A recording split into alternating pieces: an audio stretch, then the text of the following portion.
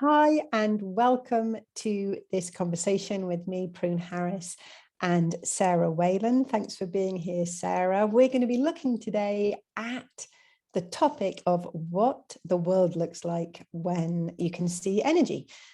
So, Sara, on that kind of big topic, I'm going to invite you to take it away.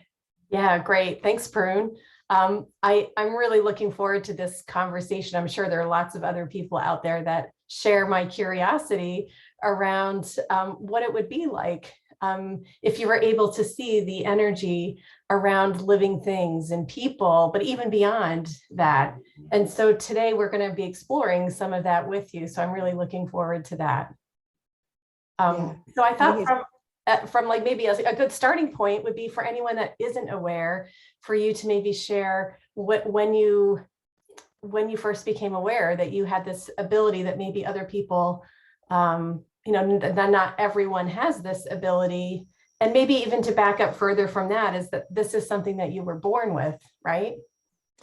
Yeah, absolutely. And it's a really odd thing for me to think about not being able to see the world like that, because we tend to think that everybody sees the world exactly as we do, don't we? And I don't necessarily mean so much about differences in opinion, but the truth of what we see with our eyes. We tend to think of that as an absolute truth. And actually, I don't think it is at all. We see things differently. Let's take a tiniest example. I'm colorblind. So I know when I look at a pair of great trousers that someone's wearing, and maybe they look like a chocolate brown to me, I've learned to ask the person what color they think it is. And often they'll say purple or a tan.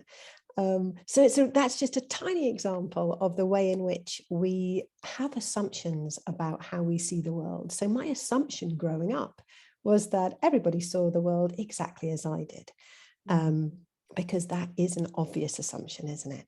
And yet, as I grew little by little by little, I began to realize that that might not really be quite the truth for me.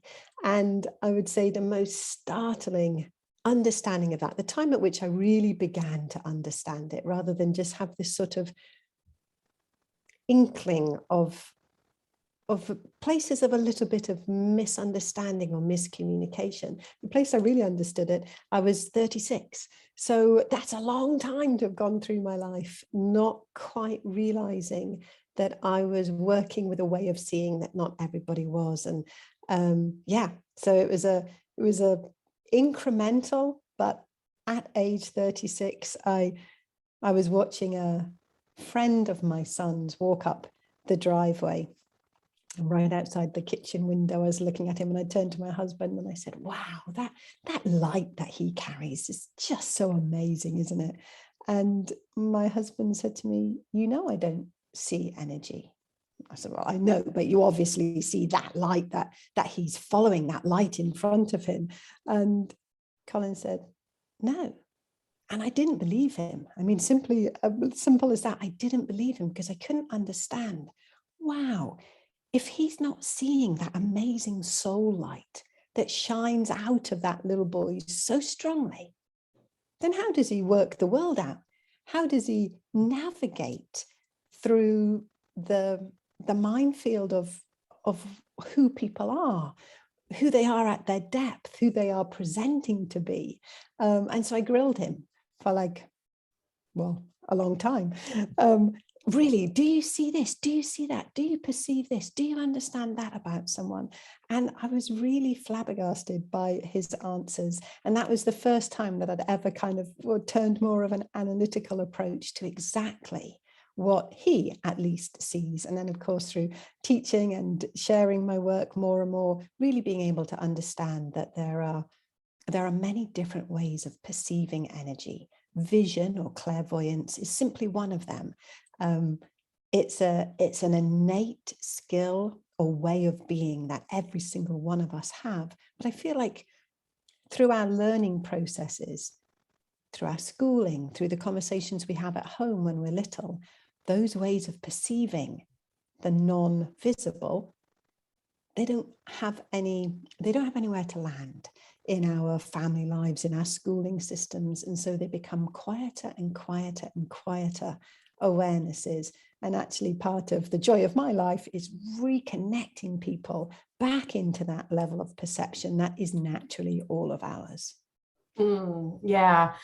Prune, is it your experience or understanding that most people are actually born with some of these, like maybe extra sensory perception abilities? So we're talking about being able to see energy like you do, or maybe some of the other ones you might want to mention, like clairaudient, where you can hear things that are sort of beyond the normal human spectrum.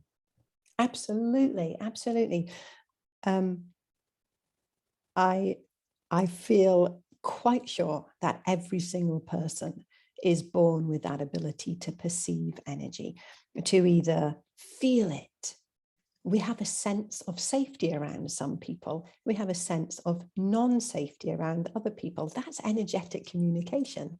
So many of us feel energy. We feel, well, actually, like I want to go back a little bit to say, what is energy? Energy is just waves of information. That's all it is. I'm a big wave of information. You're a big wave of information with lots of little waves in there. And so we are absolutely designed to interpret and emit information.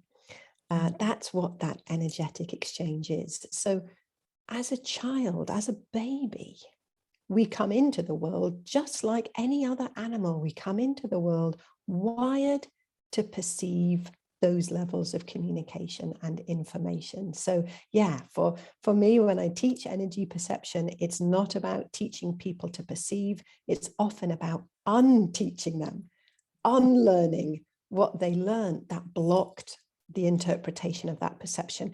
Our energy fields are continually in communication and connection with every other form of energy field. So the more we can perceive that, the more we can work with it consciously. Yeah, amazing. So Prune, I'm wondering in your case then, that there must have been something different about your growing up experience where you were able to, seemingly without any efforting, that you were able to continue to be able to perceive energy. And I'm aware that there are other people in the world who also have had that ability stay with them in their life. Yeah, for me, honestly, the biggest gift of my younger life was time and space on my own. And actually not quite on my own, with the land. I grew up in a small holding. My parents had a few acres. We had lots of animals. I had horses. And even as a very, very young child, I would spend hours and hours with those horses and with the other animals. And I believe that it was being that close to the natural world, especially with these amazing, amazing beings, these horses, the cows, that actually is a fascinating thing that happens when we're in the presence of a big animal like that. Their heart field, the electromagnetic energy of their heart, is thick, dense, much bigger than the human energy field, although our heart field is one of the biggest parts of our energy fields.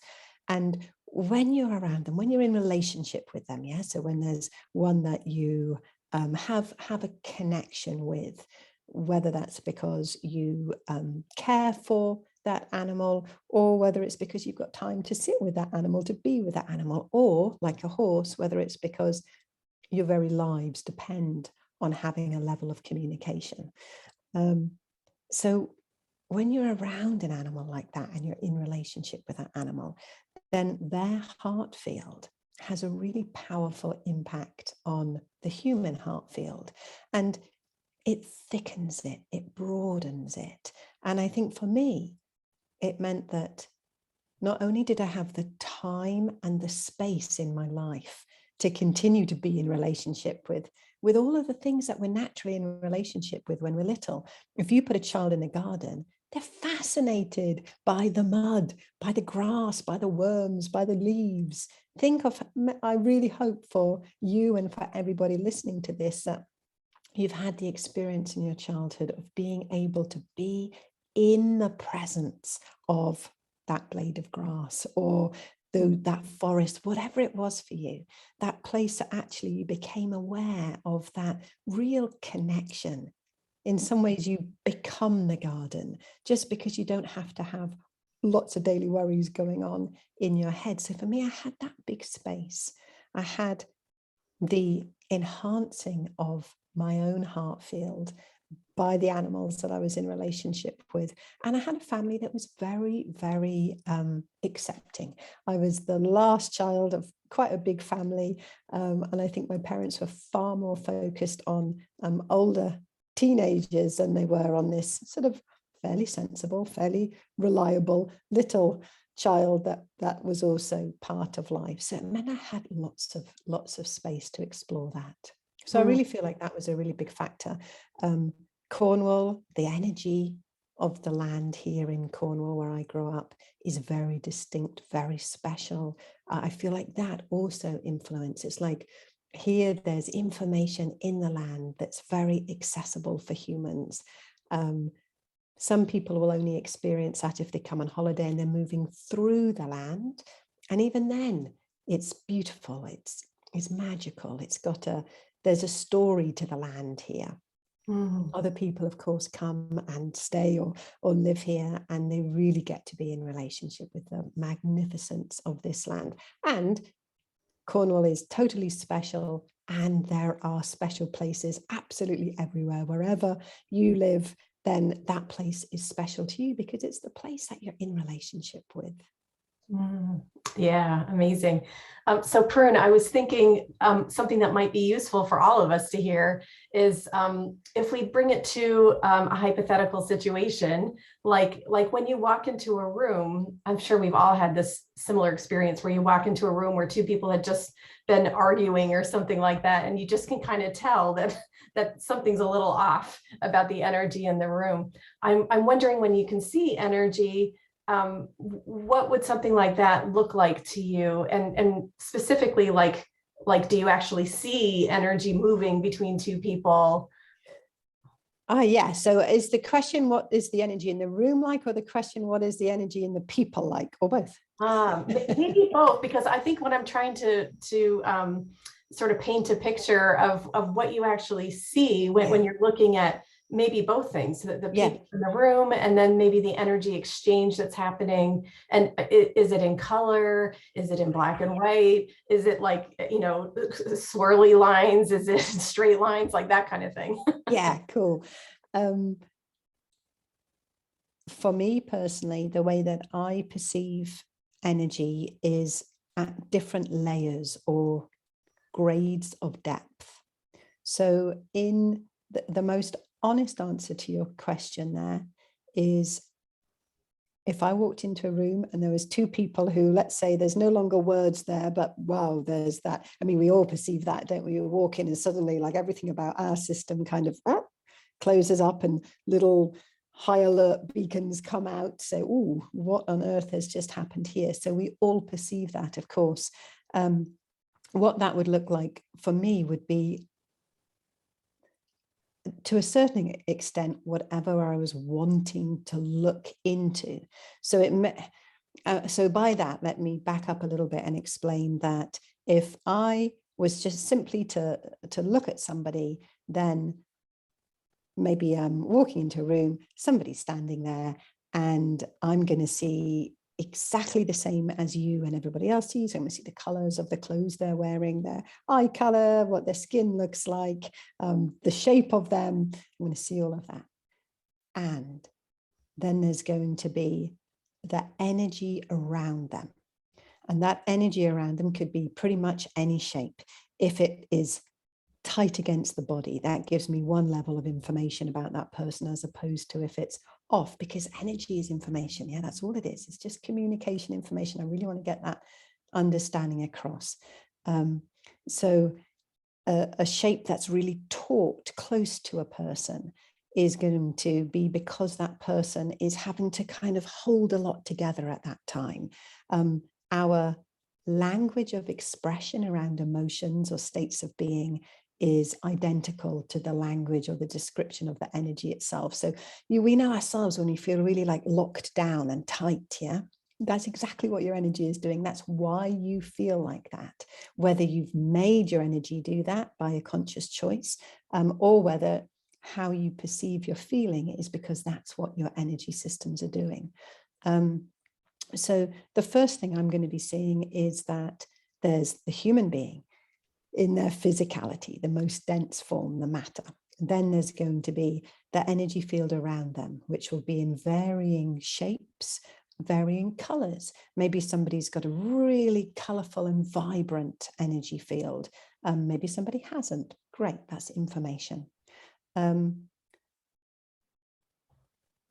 of the most apparent things when I first look at anybody, when I see anyone, is the soul energy that will be shining the most strong out of all of their systems. It's not possible to have a soul energy that is bad or corrupt or dark or anything like that. The soul energy of every living being is magnificent, exquisite. The extent to which it radiates out through the whole being can really differ. We will all have experienced times when we feel very far away from our own radiance, yeah? Very far away from the fullness of our expression. And when that's occurring, it's likely that in their energy field, that soul, the energetic core, the soul expression, isn't filtering out through all that you are, but it's still there. And it's still got all of its connective pathways in your energy structure. It's just that there's other things that are a little bit in a way. And by things, I mean old patterns, old ways of being. It's like an energetic habit is in place. And those habits might look like congestion, really, really active places. Often they'll show up as kind of a deep maroon or mahogany kind of color in the energy system. It may be that actually there's just gaps there, that the communication channels can't flow particularly through that area. So that's one of the things, but those would be kind of just totally everyday. But now let's say I'm actually working with somebody and I have their permission to explore their energy systems further. It is there's a lot of ethics around seeing energy, yeah? When we perceive at any level, we need to be really mindful that we're not corrupting our perception through our own needs. So to give an example of that, let's say I feel really sad and I feel a bit worthless. And now I go into a room and I see someone and I feel like, oh, they feel really sad today. And yeah, I can see from their energy, or I perceive from their energy that they're sad, they probably feel worthless, and I interact on that level, then actually that's much more about what my energy is doing and the needs I have in my system for that balancing, rather than actually what their energy is doing. So when we are coming into more and more relationship with our ability to perceive energy, it also means we have to be even tighter on our ability to understand what's going on in ourselves in that day, and not to be projecting things through our knowledge of what's going on in another person. So if I have permission to really look at that person's energy fields, then what happens, and I love the process of it, pretty much it begins to show up as different layers or levels. And of course, we know in our daily life that where we put our focus is what we most clearly see. If I'm standing and looking at a tree and I just want to see the tree, that's what I see. If I want to see the leaf of a tree, then think of a zoom on a camera, then that's where I focus. If I want to see the color of the bark, then that's where I focus. So our attention goes wherever we direct it. And it's exactly the same with me in the energy field. So maybe I want to have a really good look at how the chakras are all interacting with each other. So then that's what becomes most visible, and all of the other systems just quieten down. If I want a quick snapshot of the totality of someone, then I tend to see that in grayscale, like an X-ray. So that maybe I'm looking for the places that are most vibrant, and that will be a snapshot that occurs in that grayscale. It's like suddenly the heart energy has that deeper, denser darkness to it, or the kidneys show up in a specific way. So I don't see, when I really want an immediate understanding, then I don't look for color. I work with these different vibrations of depth rather than color. People are always most interested in colors, and I love that too. Colors are, of course, a vibration, but density is a vibration as well. So that's my immediate way. Often, if I'm really looking at big picture understandings, maybe I'm walking through a field and I want to know the vitality of the soil, and how the trees are interacting with each other, and how my system is interacting with the trees, then I'll put that into a grayscale. So it comes from a different place of my vision. Yeah, maybe that was further information than you wanted, Sarah, but maybe I didn't actually answer your question at all. No, that's, I think it's fascinating, because something that's sort of becoming clearer for me anyway is that you can call on the things that you actually want to see. So the information, like you mentioned, that energy is just information. Yeah. And so it's kind of cool to think that what you can do is actually put your attention on something, and of course with permission was something that you brought up, which is something that I wanted to highlight here. So I'm wondering, there probably are people in your life maybe that worry, oh no, if Prune can see energy, then she can see exactly what I'm thinking or what I'm feeling, or where my vulnerabilities are, things like that. So yeah, I like that you brought this permission. Yeah, it's really true, isn't it? And I want to go back to the fact that we all perceive all of that anyway. What I learned, I've taught energy perception to hundreds and hundreds of people, and what I've learned is that we need to almost put the pathways of interpretation back in. That actually we're perceiving all of this anyway. We're hardwired to perceive it. However we do, whether we hear the information, just get that sense of it, have thoughts around it, that deep sense of knowing that comes from the brain, whether we see it, whether we taste it. Some people really have a taste and a feel for different energies. So however that is, it's about interpreting and then getting really dedicated to making sure those pathways of interpretation, the lens through which we're interpreting energy, is as authentic, as grounded, as aware and mindful as possible. But Sarah, I do want to go back, because you asked me that question about two people in a room, and I took it slightly differently.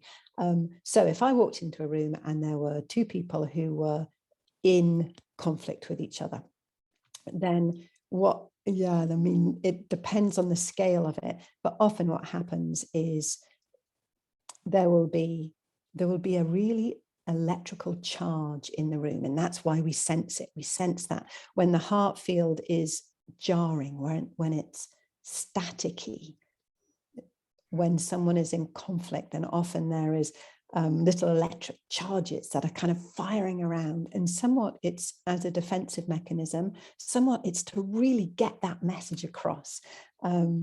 So there's this sort of electrical charge, and it makes it very visceral, doesn't it? We are physically affected when we walk into a room where that kind of energy is present. The energy fields of the two people, the only thing I can tell you is that they won't be embracive. Many situations, let's say there's two friends who are sitting having a cuppa together, then their energy fields are embracing each other. They're really in that place of relaxed interconnection. If two people are in conflict, then it's much more that they've withdrawn. There's still huge amounts that are still merged, because it's impossible in a room not to be really inside another person's energy field. But in its most extreme form, what those energy fields will look like is almost like two hedgehogs or porcupines. That actually, that it's the static in the field has created a really reactive spikiness in their system. And that's the place where actually that conflict can't be resolved. There needs to be a movement away. There needs to be a relaxing before people can even begin to hear each other again. By the time that we've got that sort of hedgehog or porcupine reactivity going on in the system, then places of connection get broken. Connection, even an individual connecting into their deeper wisdoms or into their compassion, really, really difficult. There needs to be a little bit of space so that things can begin to move more. And as far as what happens, let's say now those people had that argument an hour ago and they've left the room. And yet often when we walk into that room, we might still feel the charge. So by then, it's like, no longer is there the shape of the energy around where the people were, but it's much more dispersed. Often that energy will move into some of the corners of the room, especially the high up corners that the rest of us don't tend to move through. If there are windows, if there's windows open, if there's plants, if there's beloved objects in that room, then the energy that they emit will all help dissolve and move that static, out of balance energy in the room. If there's not, if it's a very kind of empty or clinical setting, then that energy kind of just bounces around, and of course runs the risk that actually that energy then in its imbalance, in its staticness, can be picked up by another energy field that walks through that room, whether that's an animal or a human. Okay, I think now I've answered the question. Yes, yeah.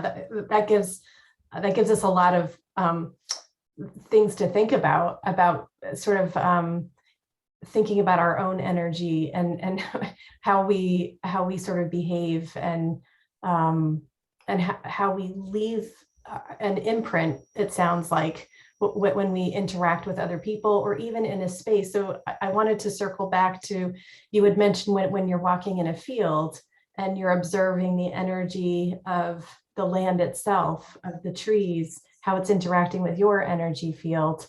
And it just brought up a really beautiful image of how we're always in communication through our energy with all of these things. And I thought it would be really interesting to have a life where you're able to actually see, visually see what this looks like and how we're connected with all the things that we interact with all the time.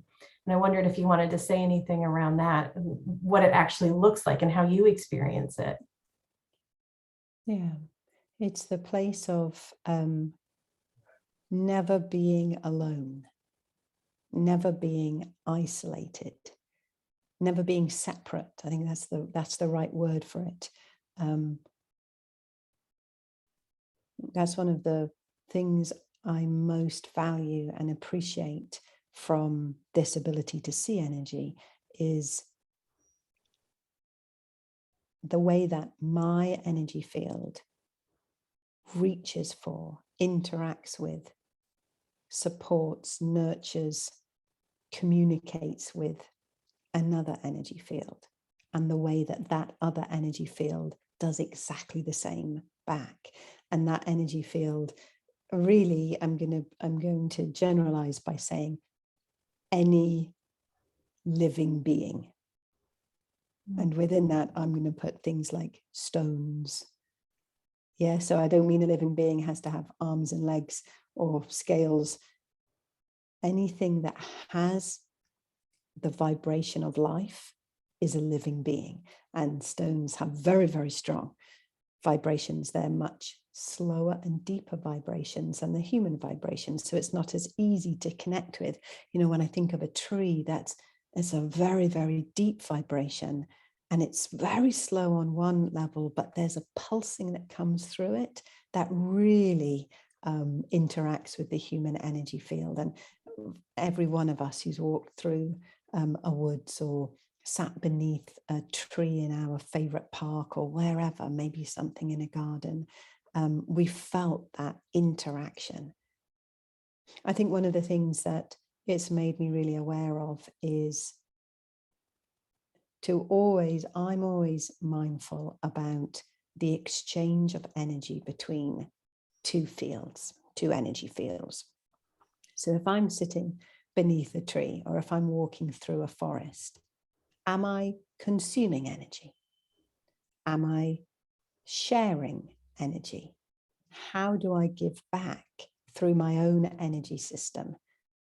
And our energy fields are fields of consciousness. So how do I give back through my awareness, through my consciousness into the forest? Is it as simple as saying, wow, these trees are amazing. Thank you so much for existing. Just that simple act means that as my energy field is moving through the forest, then it's emanating a balance, a radiance that the trees are receiving. The trees are emanating a balance and a radiance that I'm receiving. So actually it's that place of connectiveness, a sense of belonging, because once we realize how deeply connected we are at all times to everything, then that place of separation goes. It's like we're part of creation. Simple as that. Just like the stone, the tree, the bee, the bird, the whatever. We belong here. So therefore, how do we belong in balance? That becomes the big question for me when I worked in clinical practice for 20 years and working with a client and looking at the balance in their energy system and the places where the balance can't yet come in. How do we activate that into more balance? I think that's the real joy and wonder that comes in when we talk about energy and energy systems. Yeah. Yeah, that's really, really beautiful. And really what a gift, because I think probably most of us have had experiences where we feel at times maybe disconnected or feel, lonely, or feel like we're very separate and apart from whatever the situation is. Totally. That's a big illusion of our human story, isn't it? That we are somehow above or separate from so much else. And yeah, I think fortunately, having always seen the way that energy interacts at an equal level, an animal isn't better or worse than a tree, isn't better or worse than a person, isn't better or worse than a stone, that actually energetically, we're an amazing jigsaw puzzle that all pieces together. So yeah, that place of belonging really emanates from that. And I think balance, I think that's the other key word that comes out when I think of kind of energetic communication. I know for me, it becomes really important. How do we engender, how do we enliven balance? Yeah, I love that. Because I've had the benefit of being taught by you energy medicine and so many other things, I'm aware of some of the more specific things that you can put your attention on and focus in on, the different kinds of energy structures around a person or any being, really. And so if people are curious about that and want to know a little more about what those energy structures are, so you mentioned chakras as a for instance, but things like that, so chakras or auras or other structures that you see in the energy field. You've written loads about this on your website, which I'm so grateful for, because I send people to it all the time if it's a new word and they haven't heard, what is the chakra system? So I just wanted to point people to that. And maybe you want to say anything more about some of the things that you have for free on your website if people want to learn a little more about maybe specifically what you see in these energy structures. Yeah, thanks, Sarah. Um, the the human energy field is really simple, really, really simple. And it's the simplicities that then as you move into it become ever increasingly complex. So if we keep it on that beautiful big picture level, then yes, we've got the chakras, which are energy centers that run through the core of the human body. We've got the core itself, which is this amazing soul energy, which connects us down deep into the earth and up deep into the cosmos. I've spent quite a bit of time this morning really sitting with looking at the next energy field that's sort of settling in, and that begins to settle in through those upper chakras and then really get moved through the body system. The bones are a very, very distinct energy in themselves, deeply connected into the energetic core. It's a beautiful, beautiful experience to really see the living energy of bones, the incredible vitality of them. They have a really distinct energy compared to the rest of the body. And then there are the organs. So the organs themselves are part of a system. Many people will be aware of the meridians from Chinese medical philosophy and acupuncture. So those meridians are all part of an organ system that, I love watching the way that different organs take precedence in the body system at different times of the day, and they kind of come into this governance of the body at certain times, and then they'll relax as another system comes into governance. So there's a beautiful play within the organs as almost the baton of governance gets handed from one to another to another. The aura, you mentioned the aura, this amazing energy that emanates from really deep in every cell and spreads through the body system and then outside it. Amazing to play with your own aura, help it expand really big, help it come in really small. I think the energy systems are deeply playful. We can be in relationship with them in a really beautiful and tangible way. There's also, every one of us has a specific elemental energy.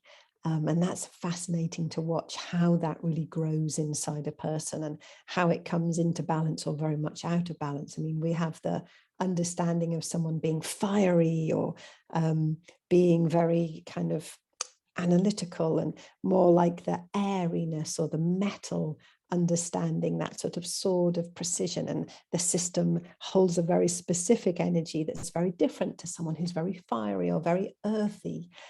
So that's something that's housed in that energetic core and then really governs so much about how we instinctively and naturally interact with the world around us. I'm sure I haven't said them all, but those are some of the ways. And I've spent a good amount of time really working with artists to get some of these visuals down. In fact, I'm working with two wonderful women at the moment to redo a lot of those visuals, but I've got those visuals on my website, pruneharris.com. Go and have a look, go and get some more understandings about how to really ground I firmly believe that until we can think of a concept, we can't see it. We don't have the sense making. So that's part of what I really love doing, is helping be the bridge between what people are perceiving and how to interpret it. So those visuals are great for that. Yes, yeah, I completely agree. As I was learning about the different energy structures in the system, I felt like you just sort of turbocharge it when you're able to hear from you what it looks like in a person's system. And when you sort of have a visual of something, then for me anyway, it was a lot easier to really understand it and understand it on a much deeper level. And then you can start to actually work with it as you can visualize, like you had mentioned before in the beginning of this conversation, that where you put your attention is where the energy flows. And it's also what you're able to perceive is where you can put your energy. So when you have an understanding or some kind of an awareness or inkling of what these energy structures might look like, even when maybe we don't have the ability to perceive it in the way that you do, I found for me that really helped me to be able to understand that energy in myself and to know things that I could do to help influence it. So Absolutely. yeah, really grateful. Thanks, Sarah. In lots of ways, it's like learning a new language, isn't it?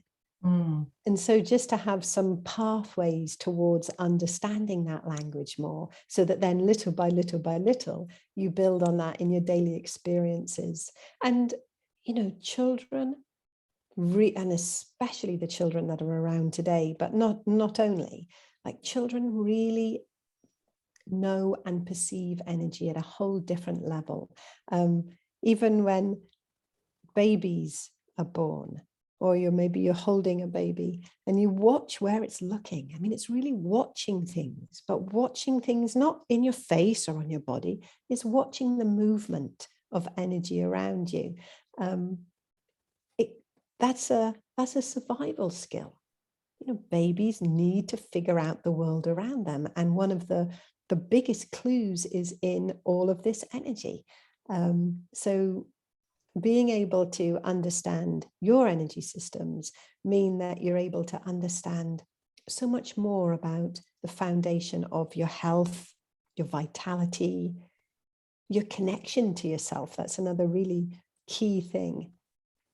I think of the times where maybe I've said something and I've seen and felt, and many of us would feel it, that drop in my heart field.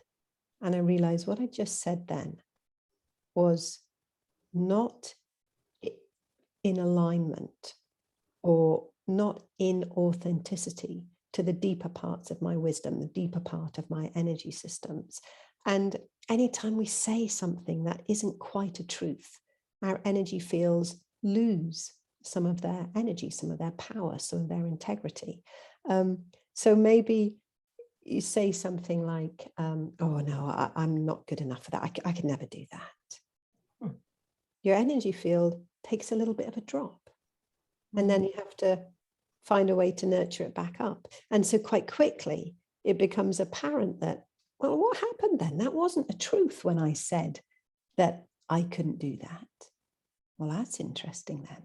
So being in relationship with your own energy and being able to interpret it means that you get these really beautiful insights that bring you closer and closer and closer to yourself. And from that place, it's so much easier then to understand other people, to really feel that compassion with yourself so that you can feel compassion for other people. And for me, that's done through the bridging of energy, this language of energy, which is why I'm so grateful, not only to be able to perceive energy, but to be able to share that knowledge. Otherwise, it's kind of a bit like a party trick, isn't it?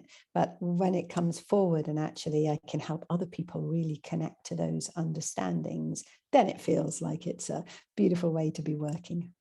Yeah, yes, exactly. Thanks so much, Prune. This conversation was so rich and makes me think of you know, this ability or what it's like to move through the world, being able to see energy. But for all of us, we have our own ways of perceiving energy, as you've brought up already. And through this conversation, the hope would be that everyone out there can,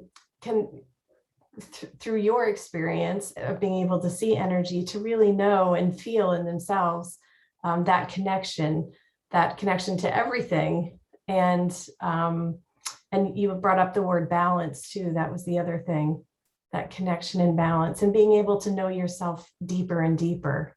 Those are some beautiful gifts of understandings when you're able to see energy, live your life in a way that you've been able to see energy. And were there any other kind of parting thoughts that you want to leave with us? Well, maybe I feel like it's a good thing for people just to connect into a minute for their own energy, because we know things like meditation, mindfulness can help bring us back to ourselves. Yeah, that's one of the key parts of working to reconnect to your energy. That's what meditation does. It helps you reconnect to your energy. Your energy is always, every part of your system is looking to move towards health, towards balance. You are super duper hardwired for balance. And by balance, don't think of that as kind of neutrality. It means health, vitality, access to joy, the ability to be really living from that place of soul expression at its fullness, at its biggest, means that you can live the you that you are in your fullness. So maybe it's just a beautiful, easy physical exercise. And I've got hundreds of videos on my YouTube channel that can help you learn and connect into your energy. But maybe for even right now, let's finish by just crossing the hands over and placing them on the chest center, the sternum. And just take a moment here, get curious of the energy, the vibration that is between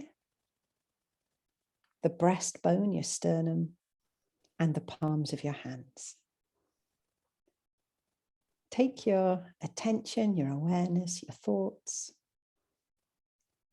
to that place. Your hands are continually emitting, right from the palms, a huge stream of balancing energy, of healing energy.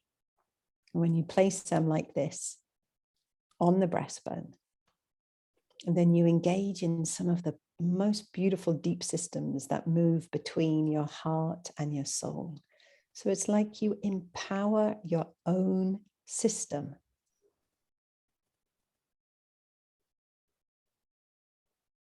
Just by being aware of it, just by placing your hands with intention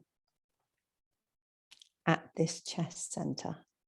And soon what begins to happen is that beautiful electromagnetic heart field that I was mentioning begins to get stronger, get fuller, get more connective, connects you into yourself, connects your boundaries even fuller, connects you with the ability to understand more of the world around you, to be in compassion with the people in your life.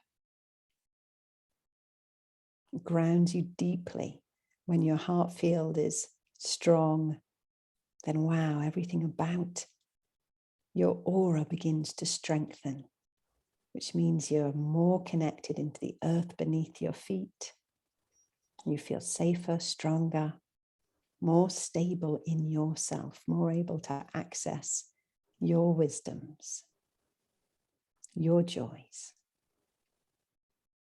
your pathways forward.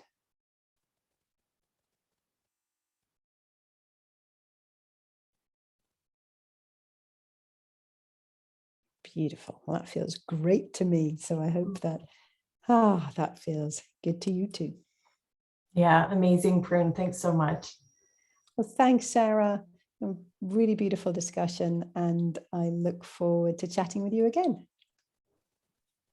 Bye-bye.